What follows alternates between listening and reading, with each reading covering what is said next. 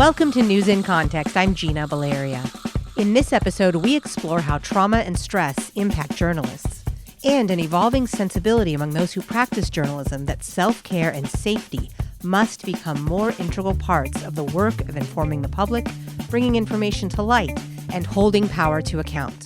This conversation had begun prior to 2020, but it's come to focus this year with the COVID-19 pandemic, journalist safety being threatened by authorities during social justice demonstrations, coverage of natural disaster after natural disaster, and a general deterioration of public trust coupled with a president who's spent 4 years calling the credibility of journalists into question. My guest is Dr. Elana Newman, McFarland Professor of Psychology at the University of Tulsa and Research Director for the Dart Center for Journalism and Trauma, which advocates for and educates about ethical, thorough, and compassionate coverage of trauma stories and those affected.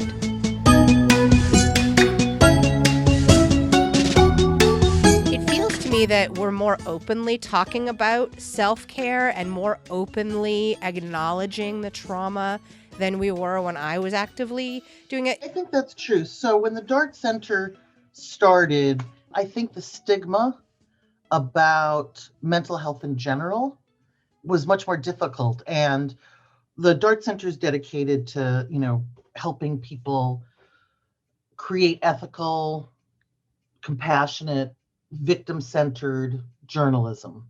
And at least in the U.S. context, and we are international, but in the U.S. context, people were more than willing to talk about how to interview a survivor sensitively. But when it came to talking about the impact on oneself, people were very hesitant. And I think the issue of talking about how difficult this work can be was much more stigmatized. And I think that for many reasons that the stigma is finally turning. And it's really interesting because in many ways, journalists are the first on the scene group to start this conversation. Police were ahead of firefighters, but journalists were very reticent to talk about these issues. So I do think that's true. And I think in general, since the pandemic started, everyone is more willing to talk about not necessarily trauma responses, but just more how do you deal with chronic stress that we all, are dealing with as a culture, as a world. Yeah. Great point, because this is not just journalists. This is everybody right now. And that distinction between the immediate trauma of a massive breaking story and that long-term chronic stress of covering those car accidents over and over again, those fires over and over again, can lead to some similar outcomes. You mentioned the pandemic. Was there any other shift in why journalists finally decided to be open to talking about this? Well, I think there are a number of things. I think there are generational differences. I think that younger journalists are more willing to talk about their reactions. I think the whole notion about what does objectivity look like, first-person journalism, citizen journalism. I mean, there's a whole sort of change in first-person accounts, I think. And I think some of it's just a generational approach. In the U.S. context, journalism has become more dangerous. I mean, it's always been dangerous for certain kinds of work. I mean, people knew going to a war zone, they would cover those kinds of things. But, now in the US, it's very dangerous to cover a political rally. Who would have ever thought that? The discrimination and the incredible anti-media. Journalists used to be the people who were protected. If you said you were a journalist, everyone would try to keep you safe. Now, if you say you're a journalist, in many contexts, you're attacked.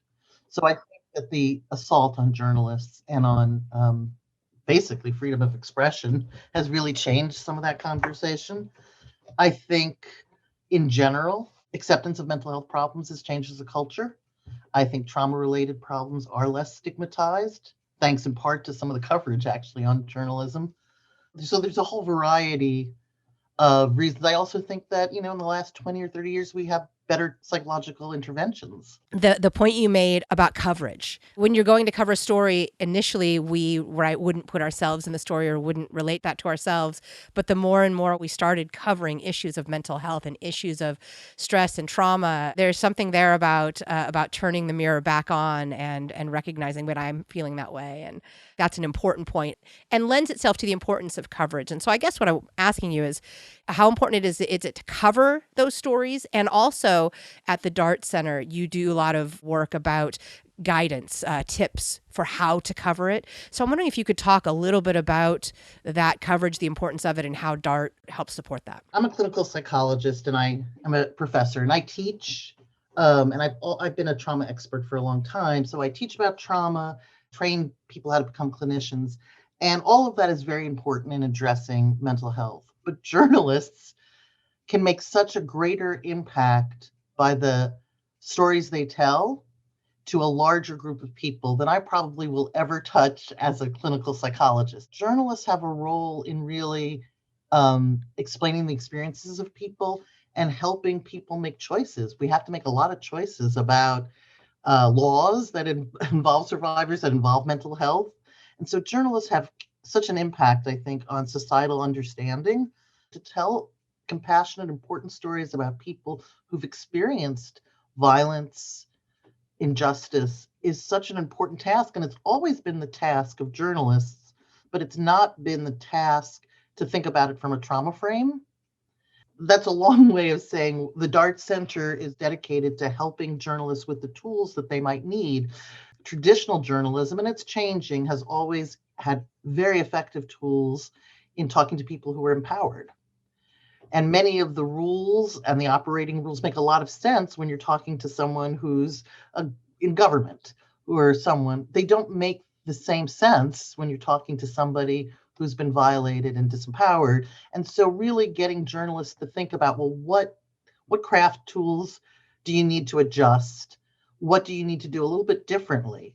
Whereas spending a lot of time developing trust doesn't make sense if you're talking to your mayor necessarily. It might. Yeah. You have an official relationship where everybody has an expectation that they're supposed to play a role versus when you're on a scene with a private citizen who's going through a trauma. That's a very different scenario. Right. And you need a different toolbox for that scenario, and you need different tools there. I'm also, a researcher and a scientist. So what I do is say, what in my toolbox about trauma can be helpful to you as you tell stories and ask people questions? What things make sense and what don't? And as a center, that's what we do. What are the things we need to know about covering suicide, covering community violence, talking to someone who's been violated, talking to someone at the scene of a disaster? Some of the great data that you've put together, or that DART has put together, what exactly is a traumatic event and what exactly is trauma? And so, of course, those, like as we said earlier, those automobile accidents, the fires, and then all the way to war and disaster. And we're experiencing right now. I'm in California. I'm in Northern California. Every year fires. Yeah. Every year And evacuations. they're getting worse. And it's getting worse. And that is so traumatic. And the journalists who cover it are often in the community and also affected. Even if they're not, they're empathetic to the people who are affected. The Gulf states are experiencing hurricanes.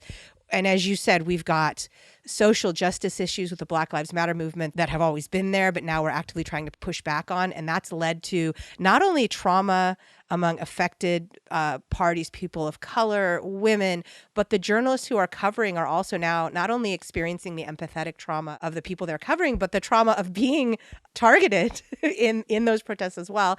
And then we've got that slow boil of trauma, or that active stress of a presidency that whatever side you're on is definitely led to polarization and concerns about democracy.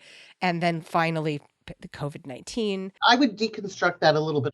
We tend to talk about trauma and use that word to describe everything sometimes, from everyday stress to other stress. But technically, mental health experts, particularly using sort of the diagnostic manual from psychiatry, define psychological trauma in a very, very limited way. In the world of psychology, psychiatry, mental health, it has to be something where there's threatened death, serious injury, or sexual violence.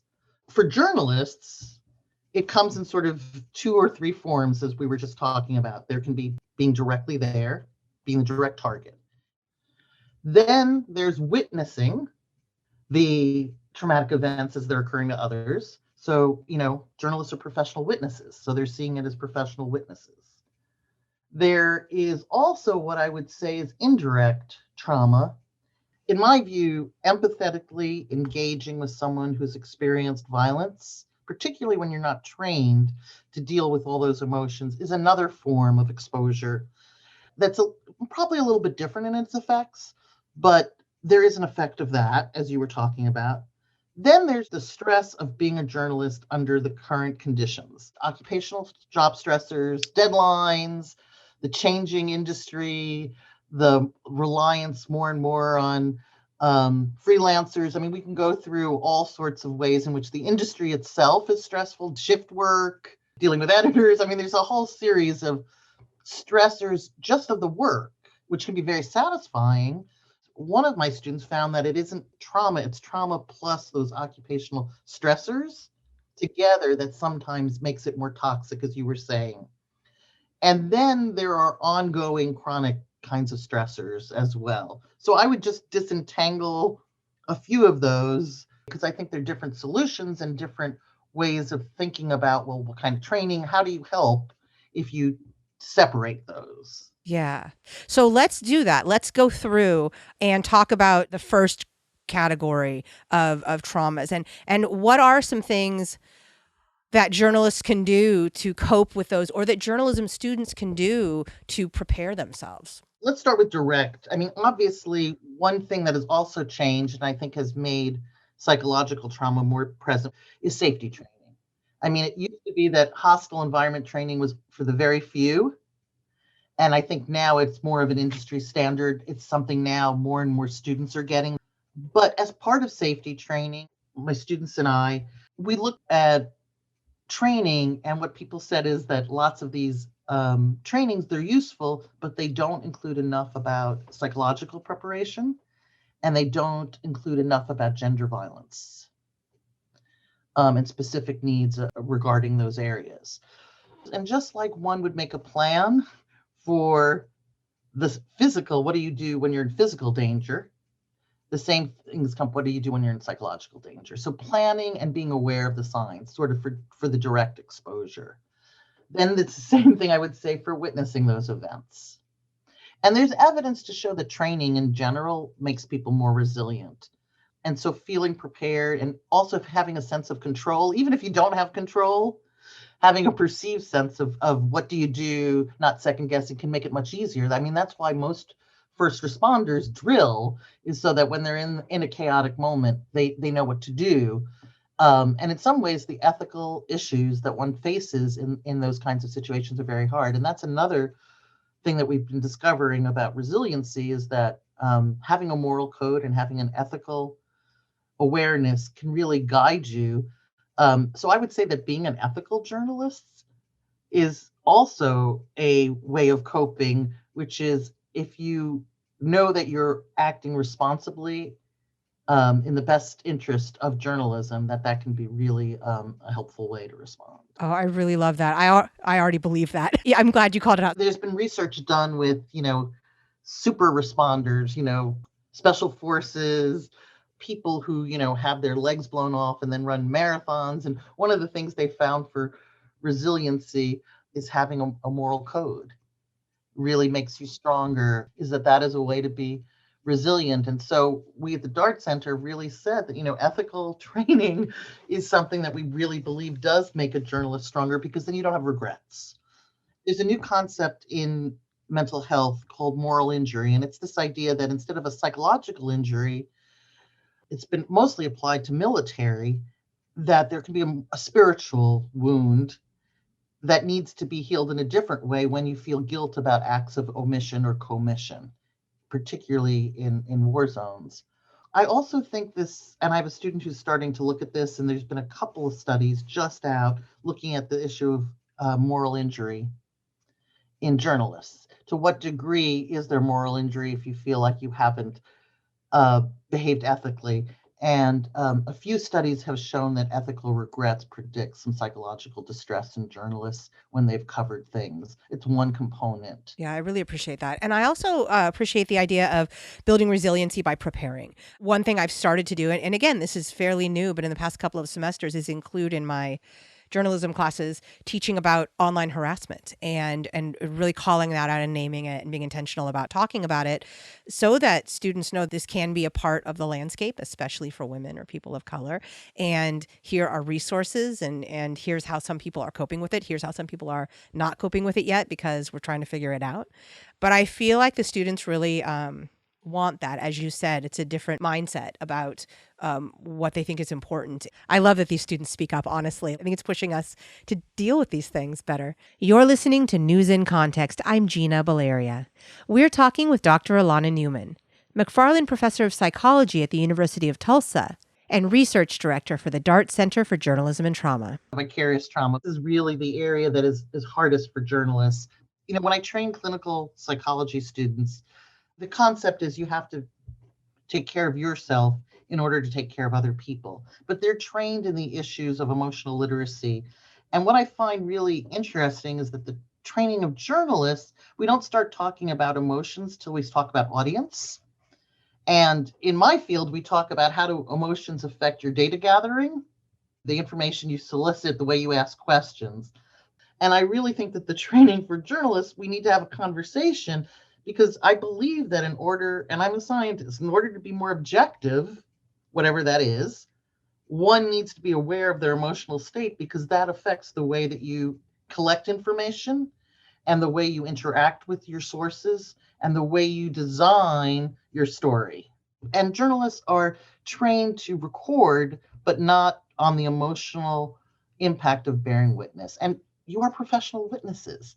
You are there. You are the eyes and ears of society. You are there to tell us and interpret what's happening in the world. And I think it's really important to start training and making people aware of what does it mean to bear witness.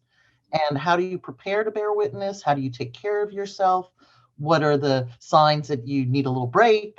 And how do you continue to bear witness? But I think in general, the notion is one must have a little more emotional literacy on the front end and thinking about how one's own position and emotional responses affect the work. You bring that up. The one that stands out, obviously, is 9/11 for me. I was in the Bay Area. I mean, in California. And yet, I rolled out of bed. It happened in front of my eyes. I was the web producer, so I hopped on from home and started updating. Then I finally got myself into the newsroom. And I remember sobbing in front of the computer as I typed and as I talked to sources but doing my job, like I'm doing my job.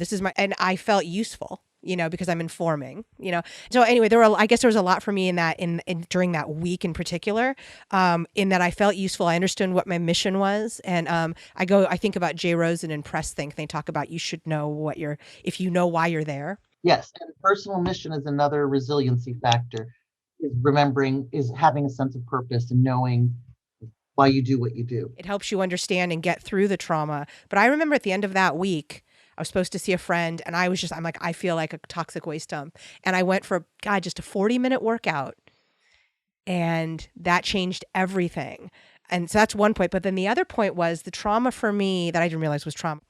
It lasted for years. And I remember at points I'd be talking to friends who weren't journalists. And every time 9/11 came up, I'd get really somber and and they're like, yeah, it happened. It was awful. But gosh, it's like for you, it just happened. And I'm like, no, I know, and it's, and I remember it took me a lot of, I don't even know if I ever fully figured it out, but it did stay with me on a level that it didn't with my friends, even though it was just as important to them. I think a lot of young journalists have those experiences with no training, no thoughts about it, and the 9/11s are coming more and more often. I remember when Columbine happened, I was a young journalist. And I remember sitting in the newsroom covering it and being like, I just want to go to Colorado and hug these kids. Like, what am I doing here? Why am I not there? And then, of course, the school shootings happen more and more often, and it's just as tragic, but the response changes, right? It's like, oh, this is part of the landscape now, but it's still traumatic and awful. We have much better ideas about how to cover school shootings. I'm from journalists, and so far, it doesn't look like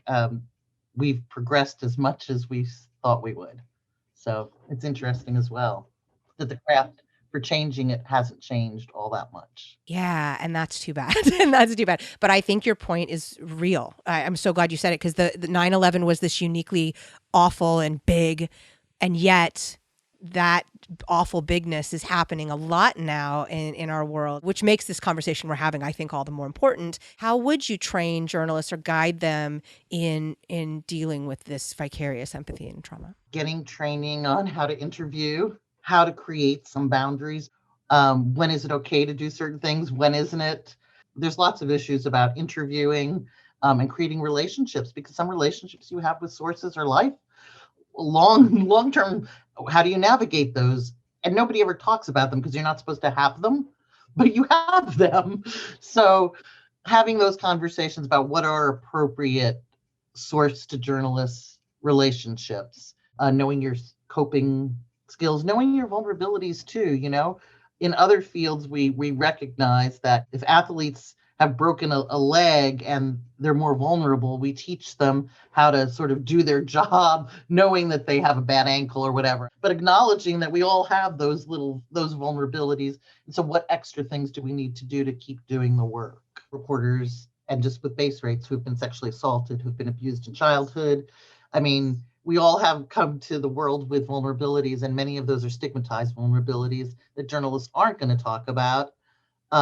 And it doesn't make them better or worse as a journalist. It's just a vulnerability that needs to be acknowledged so that they can shore up to tell a story about something. When we've gone through traumas such as those, sometimes that can guide us into making sure that those traumas and the issues surrounding them can come to light. When you have more voices and more experiences, you recognize that more things need to be talked about. And I'm hoping we continue in that direction, because I think that the traumas that people have gone through, whether it's sexual assault or whether it's racism, we need to grapple with those. And if we don't have the right people in the newsroom, we're not going to grapple with them in the way we should. News coverage about sexual assault has really improved over time because I think more women are in the newsroom, because more survivors are in the newsroom, whether they're acknowledged or not. And people have started to tell the stories from the perspective of survivors, from perspectives of family members, as opposed to telling it from the police reports or the perpetrator's voice. And so I think victim-centered reporting really is really important, and it's important to support, but it's harder. So that hard, how is there anything you can say about this is harder to do than just rewriting a news release, but here's how you can approach it? Like all reporters, it's finding, you were talking about, it's finding the angle. And I think it's important to tell stories from different perspectives, and with respect for people.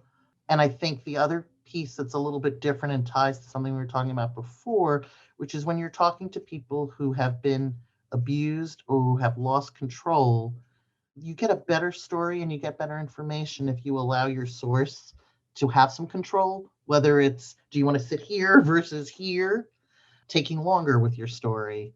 And then the other thing I always ask people to do, or journalists to do when they're telling a story, is to do a gut check at the end and say, okay, if this were a person in my family, would I tell the story any differently? Not in terms of accuracy, but would your tone change? And that's a good gut check to say, okay, am I sensationalizing it? Am I doing something different? Yeah. Oh, I really like that. All right, let's talk about that next group, long-term stress. So I like to distinguish burnout, which is when journalists can get exhausted, but trauma-related distress usually is more about this, like you were talking about 9/11, like there's a specific aspect of it that has to do with the trauma. Then there's just, journalism work is hard. And I worry about burnout among really good journalists who are just tired and they become cynical.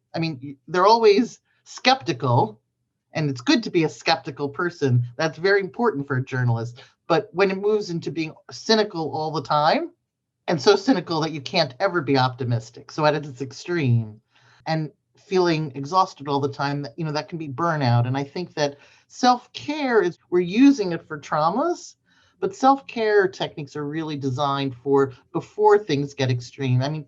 Most people are resilient when it comes to trauma, except if the load gets too much or if it's combined with other things. But everyday coping skills with one's job is something that keeps someone resilient. And we don't talk enough about just the everyday management. How do you manage your emotions? What are all the ways that in my field, and I'm a field of self-care, that we don't focus enough on self-care clinicians, let alone when you move to journalists, thinking about what do you do? Are there rituals? What are the ways that you celebrate the end of a story? You go from one story to another. Are you exercising? Are you doing all the things you need to do? And of course, we know that you can't always do self-care. Sometimes you have to work on a story, a breaking news story, and you got to work for 24 hours, but then you can recover. And there's evidence to show that recovery is just as important. Doing activities away from work is really important for sustaining you in the long run. So having some kind of way of knowing what works for you and how do you mitigate stress. Yeah, I like that because flexible can make it attainable. Whereas, like, if you set up this rigid, like, I got to do this every day, and if I don't, it's all going to fall apart. Like, actually allowing that it's okay. Sometimes it's not going to work out. I think self-care, sometimes people put it in the decadent category. Like, oh, this is something, and you're shaking your head right now. So why? I think that's the problem, is that people believe that self-care is an extra. It's not an extra. In order for somebody to function, you have to be at your optimal capacity. And if you're going to tell difficult stories with people who have been hurt, you need to be at your best. Nobody ever says that, physical health is optional. Like, oh no, you can't go to the doctor. You need to be fully functional. Part of the work is in reframing that mindset to as you said, this is on par with physical health. This is important. So how do you convince or help journalists figure out how to incorporate self-care into their lives, develop coping mechanisms? How do you do that? Well, I think about it just like, there's all these journalistic tools, sort of, here's some tools. Some of them are going to work for you. Some of them are not going to work for you. Here's a menu of things that might work for you. Simple things that we teach clinicians too, just like breathing. When you're in a tough interview, just consciously, if you breathe, it helps you. It helps the person actually you're with, because they may also calm down by the breathing. In some workshops, I have people actually write out their journalistic mission. You know yourself well. So if you think about a period that you've gone through stress, and we've all gone through stress, go through that period and think about what did you do that really helped you? And what did you do that wasn't so good for you, but you did it anyway? So did you drink too much? Did you eat too much? So the next time around, try to do a little more of what worked and try to do a little less of what didn't work. I'm a believer in realistic goals. I know for me, I go through, my spiritual, my physical, my emotional health, my social. And during the pandemic, my exercise is not as well developed as everything else. It's harder to exercise during a pandemic. And that is just the reality for me. So I'm trying every day to improve that a little bit, but it's not as good as I'm meditating. I'm connecting with other people. And I do think during the pandemic that assertively connecting with other people, even for the introverts, is something that needs to be done. We know that social support is really important, or giving support. You don't have to receive it, but giving it can be really helpful as well. So sort of taking an inventory of your life and trying to work on developing some skills to manage that. You brought up drinking, drugs, things like that. Like in the profession of journalism, it's no secret that those things can be prevalent. I think it's a matter of looking at whether your use is problematic. And I would say that of all legal substances, that one needs to look, when is it helpful and when is it not? So I think one needs to look at one's substance use, and I would say the same thing for eating, sex. There's all sorts of things that in doses brings you pleasure, perfectly reasonable, but it's when it's problematic. One has to look at it, and one needs to seek help if it really is out of control. Thank you to my guest, Dr. Elana Newman, McFarland Professor of Psychology at the University of Tulsa and Research Director for the Dart Center for Journalism and Trauma. Music in this episode includes Spring Fling by Track Tribe and The Heist by Silent Partner.